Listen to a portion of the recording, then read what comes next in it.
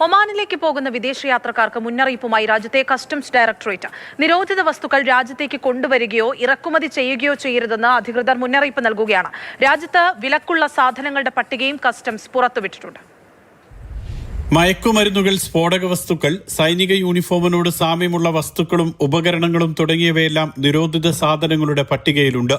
എല്ലാത്തരം ആയുധങ്ങളും പട്ടികയിൽ ഉൾപ്പെടും. കുന്തമോ വാളോ പോലുള്ള വസ്തുക്കൾ ഒളിപ്പിച്ചുവെച്ച മറ്റു സാധനങ്ങളും നിരോധിത പട്ടികയിൽ ഉൾപ്പെടുമെന്ന് അധികൃതർ അറിയിച്ചു. യഥാർത്ഥ വസ്തുക്കളോട് സാമ്യമുള്ള കളിത്തോക്കുകൾ, പിസ്റ്റളുകൾ, rifle scope, night vision scope, stun gun എന്നിവയും പട്ടികയിൽ ഉൾപ്പെടും.